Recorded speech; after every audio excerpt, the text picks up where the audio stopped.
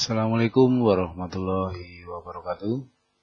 Selamat bertemu kembali dengan mata pelajaran Bahasa Indonesia. Kali ini kita akan mempelajari tentang bagaimana menelaah pola penyajian dan struktur teks iklan, slogan, atau poster untuk siswa-siswa SMP kelas 8. Sebelumnya saya ingin bertanya pada kalian, bagaimana kondisi hari ini? Apakah kalian dalam keadaan sehat walafiat? Mudah-mudahan kalian semuanya dalam keadaan sehat walafiat. Dan jangan lupa selalu berolahraga, karena dengan berolahraga badan akan menjadi kuat dan sehat. Serta tidak lupa kemanapun kalian bepergian, selalu melaksanakan 3M, yaitu memakai masker, kemudian mencuci tangan dengan sabun, dan selalu menjaga jarak. Anak-anakku yang berbahagia, mari kita masuk ke materi menelaah pola penyajian dan struktur teks iklan, slogan, atau poster. Pada pertemuan sebelumnya, kalian sudah mempelajari tentang teks berita. Tujuan pembelajaran yang ingin dicapai melalui materi pada kesempatan kali ini, yang pertama yaitu kalian diharapkan dapat menjelaskan pola penyajian teks iklan, kemudian kalian diharapkan dapat mengidentifikasi struktur teks iklan, dan yang ketiga yaitu kalian diharapkan dapat mengidentifikasi unsur kebahasaan teks iklan. Itulah tujuan-tujuan yang harus kalian capai setelah kalian mempelajari materi yang akan kita pelajari pada kesempatan kali ini. Pada permulaan pembahasan tentang pola penyajian teks iklan, mari kita bahas terlebih dahulu tentang pengertiannya. Pengertian yang disampaikan di sini diambilkan dari Kamus Besar Bahasa Indonesia. Yang pertama kita bahas tentang iklan. Pengertiannya yaitu berita pesanan untuk mendorong, membujuk khalayak ramai agar tertarik pada barang dan jasa yang ditawarkan. Yang kedua, pemberitahuan kepada khalayak mengenai barang atau jasa yang dijual dipasang di dalam media massa seperti surat kabar, majalah, atau di tempat umum. Sehingga dari pengertian ini dapatlah kita menekankan bahwa di dalam iklan itu yang diutamakan adalah adanya barang dan jasa yang ditawarkan. Sehingga sesuai dengan hal ini, maka ada unsur bisnis yang ingin dicapai supaya barang atau jasa yang ditawarkan atau yang dijual itu dapat dipakai atau dikonsumsi oleh orang lain. Jadi, dalam hal ini, iklan itu intinya adalah berupa penawaran barang dan jasa. Kita lanjutkan kepada pengertian yang kedua yaitu slogan. Slogan menurut Kamus Besar Bahasa Indonesia itu dimaknai dengan perkataan atau kalimat pendek yang menarik atau mencolok dan mudah diingat untuk memberitahukan sesuatu. Kemudian yang kedua, perkataan atau kalimat pendek yang menarik, mencolok, dan mudah diingat, untuk menjelaskan tujuan suatu ideologi golongan, organisasi, partai politik, dan sebagainya. Sehingga di sini ditekankan bahwa slogan itu berupa perkataan, sehingga di dalam pembuatannya atau di dalam bentuk nyatanya, bahwa slogan itu tidak dilengkapi dengan gambar, hanya berupa kata-kata atau frasa-frasa yang berupa kalimat pendek, dan itu ditujukan untuk menyampaikan sesuatu, menjelaskan tujuan, Tetapi hal itu karena menggunakan kalimat pendek sehingga mudah diingat.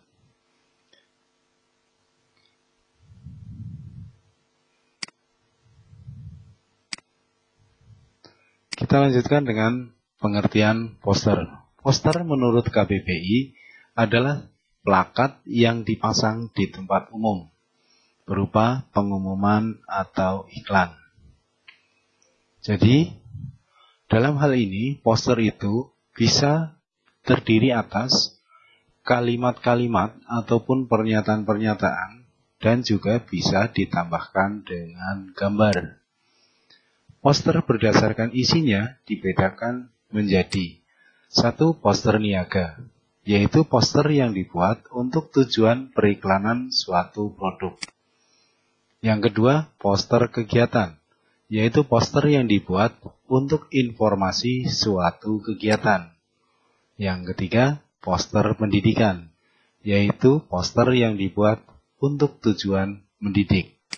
Dan yang keempat, yaitu poster layanan masyarakat, yaitu poster yang bertujuan untuk pelayanan pemerintah kepada masyarakat. Sehingga di bagian nomor 1 ini terdapat poster niaga.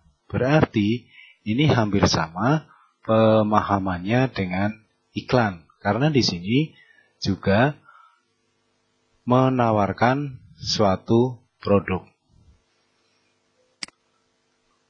Kita lanjutkan dengan pola penyajian iklan.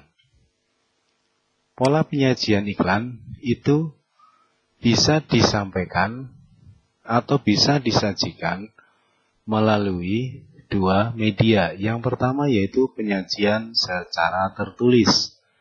Penyajian secara tertulis itu bisa melalui surat kabar, majalah, dan internet. Sedangkan penyajian yang kedua yaitu penyajian secara lisan.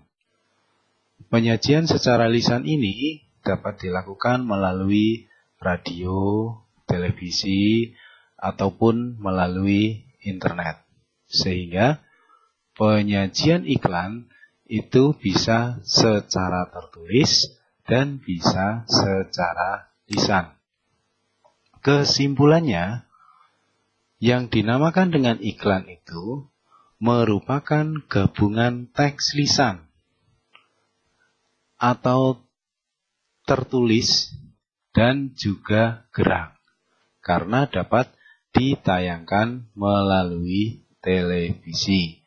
Sehingga tidak hanya berupa kalimat-kalimat atau pernyataan saja, tetapi juga bisa berupa suara melalui teks lisan dan juga bisa berupa atau ditambahkan dengan gerak atau layaknya sebuah movie atau film.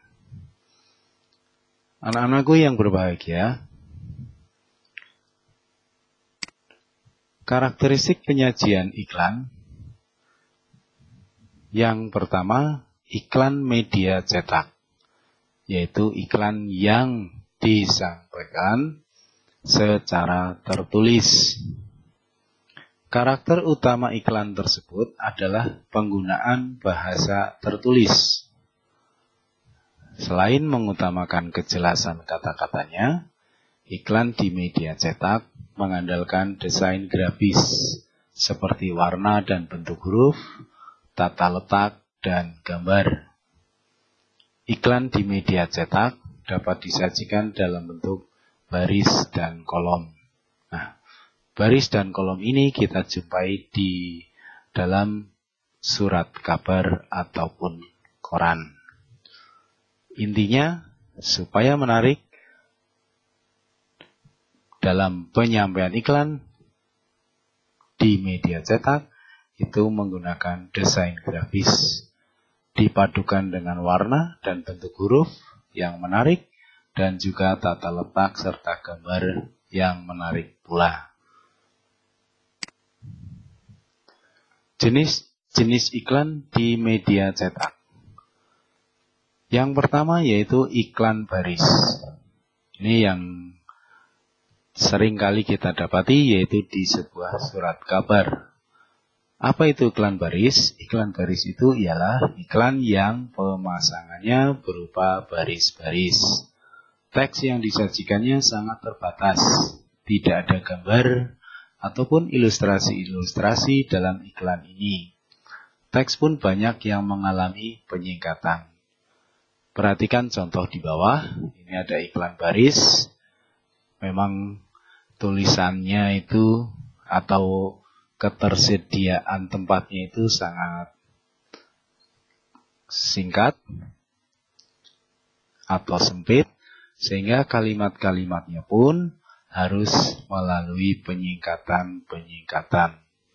Nah, untuk penyingkatan-penyingkatan yang dilakukan itu menggunakan penyingkatan-penyingkatan yang sudah umum, sehingga mudah dimengerti oleh masyarakat.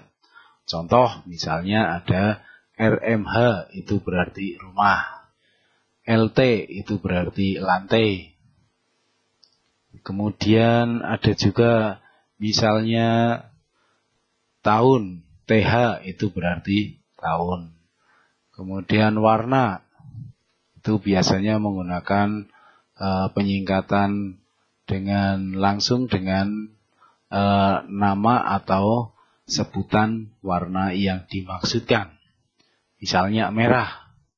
Oh, berarti berupa warna merah. Tidak perlu dituliskan kata warna. Ini dimaksudkan agar terpenuhinya kolom ataupun tempat yang disediakan. Sehingga iklan ini tidak perlu dilengkapi dengan gambar, hanya berupa baris-baris. Maka iklan ini kita sebut dengan iklan baris. Kemudian yang berikutnya, yang kedua yaitu iklan kolom. Ini lebih besar dibandingkan dengan iklan baris, yaitu iklan yang pemasangannya dalam media berupa kolom-kolom. Oleh karena itu bentuknya lebih besar. Di samping menggunakan teks, iklan ini sering pula menyertakan gambar dan berbagai ilustrasi yang menarik lainnya. Contoh, ini di bawah terdapat contoh Toyota termurah, dan di sini ada gambar mobil yang ditawarkan. Ini contoh. Kemudian ini ada contoh yang lain yaitu berupa iklan lowongan pekerjaan. Ini juga sudah dilengkapi dengan kalimat-kalimat yang sangat berbeda dengan kalimat-kalimat yang terdapat di dalam iklan baris, karena di sini tidak melakukan atau tidak mengalami penyingkatan-penyingkatan. Ini adalah iklan kolom lebih besar dibandingkan dengan iklan baris. Yang ketiga yaitu iklan display, yaitu iklan yang memiliki ukuran lebih luas dibandingkan dengan iklan kolom. Iklan display merupakan iklan yang berisi hanya kata-kata dan gambar, foto ataupun media grafis lainnya. Contoh berada di bawah, ini adalah kita sebut dengan iklan display. Sehingga dilihat dari bentuknya saja, ini lebih lebar, lebih besar dibandingkan dengan iklan kolom, apalagi iklan baris. Dan di sini berupa kata-kata dan dilengkapi dengan gambar. Kita lanjutkan dengan yang keempat, yaitu iklan advertorial. Iklan advertorial itu adalah iklan sejenis iklan display. Hanya saja, teknik penyampaiannya mirip berita. Contoh, iklan advertorial yaitu iklan yang berkaitan dengan pelayanan jasa kesehatan, pengobatan alternatif, pengenalan perusahaan, ataupun produk baru dengan informasi yang lebih kompleks. Perhatikan contoh iklan advertorial di dalam tayangan ini. Ini dilengkapi dengan gambar, jadi layaknya kita mendapatkan informasi yang sangat lengkap dan juga sangat komplit. Dan ini dilengkapi dengan gambar-gambar yang cukup bervariasi. Tentunya ini akan lebih menarik dibandingkan dengan yang kita bahas di bagian yang pertama tadi, yaitu iklan baris. Karena di sana hanya berupa kalimat-kalimat yang singkat, bahkan dilakukan penyingkatan, dan juga tidak dilengkapi gambar. Namun, dalam iklan advertorial ini, kita mendapati gambar-gambar dan juga informasi-informasi yang sangat menarik.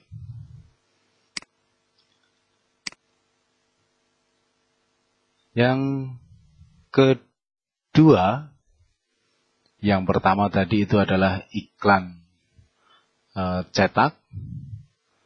Kemudian yang kedua yaitu iklan elektronik. Dilihat dari namanya saja, iklan elektronik itu ya iklan yang berbasis perangkat elektronik. Nah, iklan elektronik itu mencakup apa saja? Yang pertama, iklan radio. Iklan ini mengandalkan efek suara, baik berupa tuturan, musik, maupun bunyi-bunyi. Iklan radio ini berarti iklan yang disiarkan melalui alat elektronik berupa radio. Maka ini berupa bunyi-bunyi atau berupa suara. Yang kedua yaitu iklan televisi. Iklan ini mengandung unsur suara, gambar, dan gerak. Sehingga dibandingkan dengan iklan radio, maka iklan televisi ini lebih lengkap. Dikarenakan sudah ditambahkan atau dilengkapi dengan gambar dan gerak. Maka pemirsa atau kita selaku pemirsa itu dapat melihat gambar yang ditampilkan dan juga gerak-gerak atau gerakan-gerakan yang disuguhkan. Kemudian yang ketiga yaitu iklan film. Iklan film yang tersaji dalam judul film. Seringkali kalau kita menyaksikan sebuah film, sering terdapat di dalamnya yaitu iklan-iklan. Contohnya ketika kita menyaksikan di YouTube saja, itu sudah ditambahkan dengan iklan-iklan yang seringkali memotong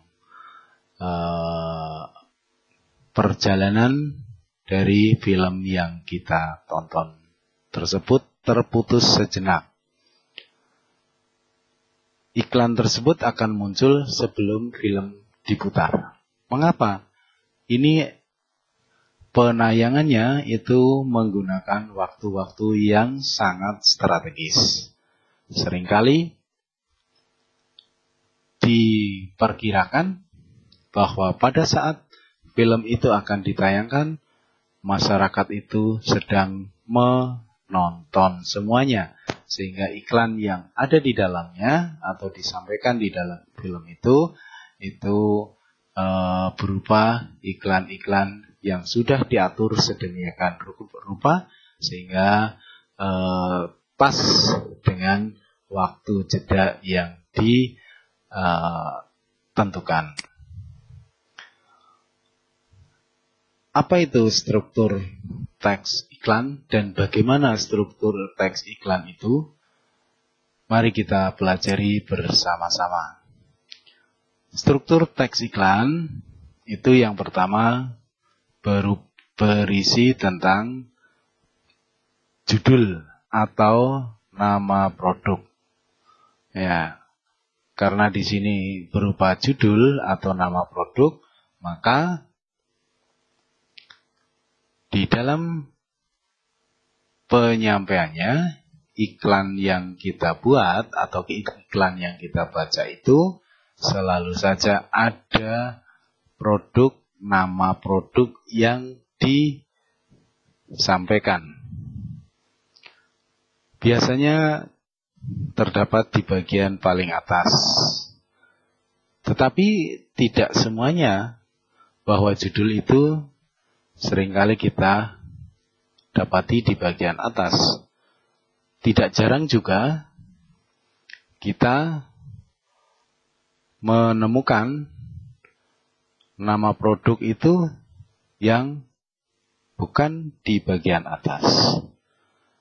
Sehingga kita harus membuat dengan menggunakan penulisan yang menarik, karena di sini adalah untuk menjadi isi dari iklan yang kita buat. Sekali lagi bahwa judul atau nama produk ini biasanya itu terdapat di bagian paling atas. Kemudian yang kedua berupa penjelasan. Penjelasan tentang apa? Yaitu penjelasan tentang produk. Pada bagian penjelasan ini berisi tentang deskripsi dari produk yang ditawarkan, yang meliputi keunggulan, spesifikasi, cara mendapatkan produk, lokasi penjualan, nomor telepon, dan sebagainya. Intinya berkaitan dengan hal-hal pokok mengenai produk yang ditawarkan. Kemudian yang ketiga yaitu nama dan alamat pengiklan. Yang dimaksudkan di sini nama dan alamat pengiklan itu adalah tempat ataupun perusahaan yang menawarkan produk ataupun perusahaan yang menghasilkan produk yang kita tawarkan. Sebagai contoh, ini saya tampilkan sebuah iklan. Mana yang dimaksudkan dengan judul? Ya, betul.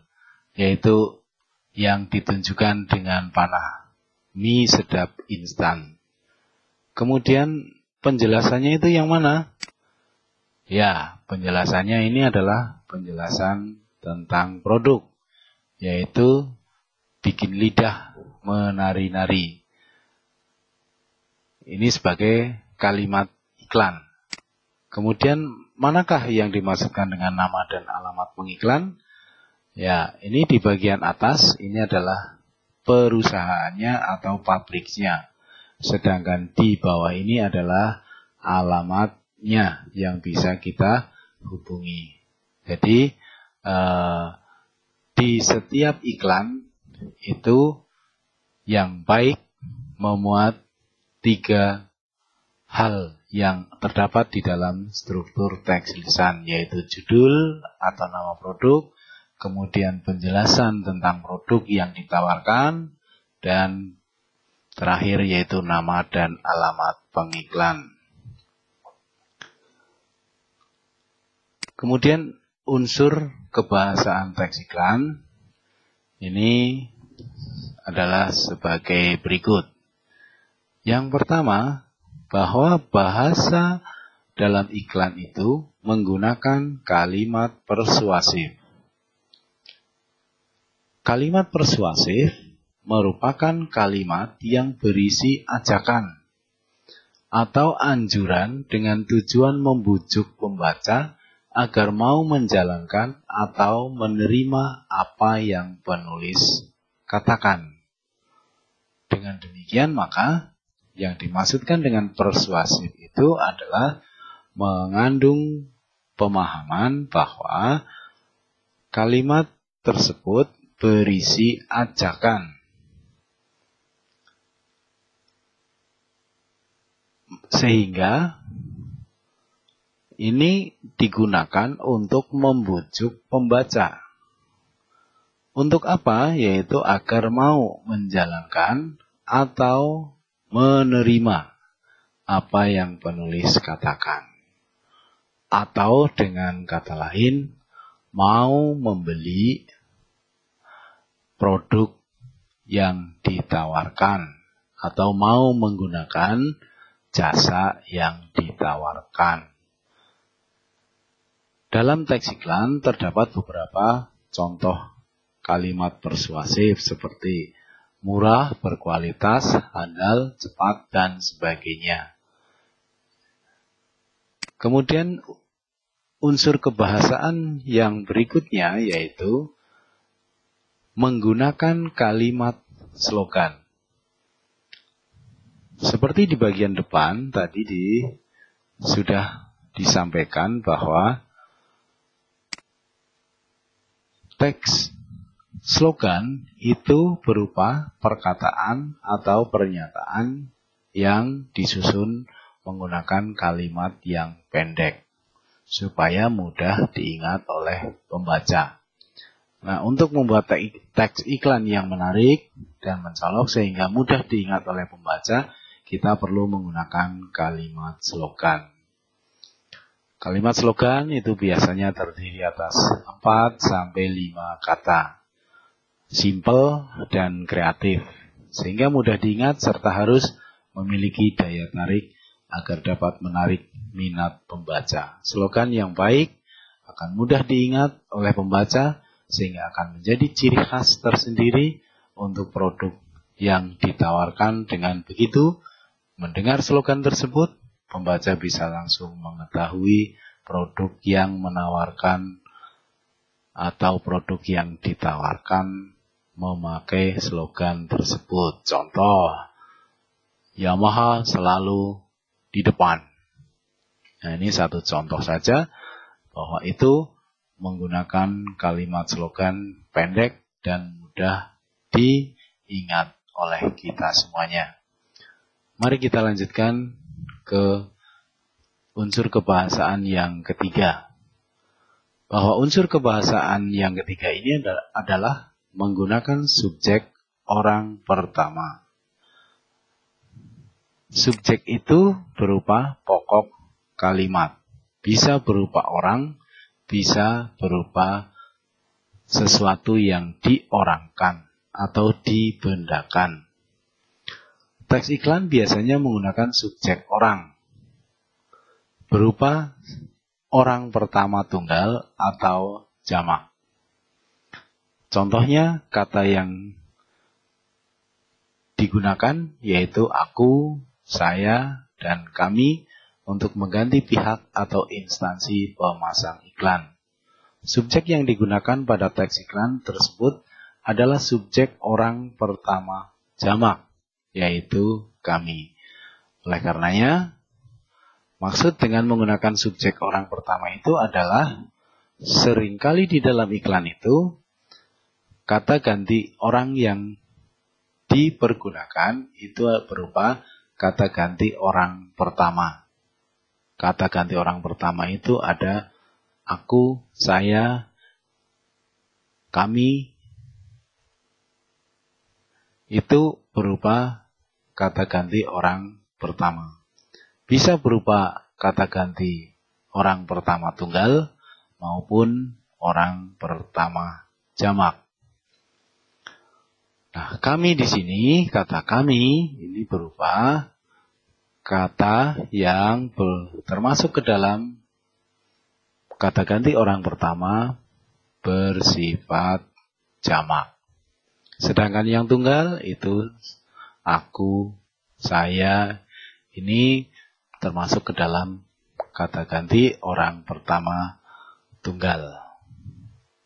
Sehingga yang sering kali dipakai ini adalah kata ganti orang pertama, baik tunggal maupun jamak. Kemudian yang keempat, yaitu menggunakan gambar yang menarik. selain menggunakan kalimat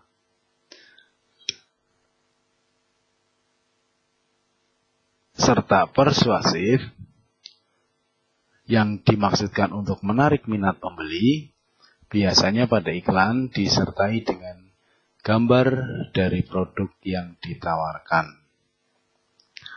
Di samping sekaligus memperkenalkan barang yang ditawarkan atau jasa yang ditawarkan, seringkali para pembuat iklan itu menambahkan dengan gambar.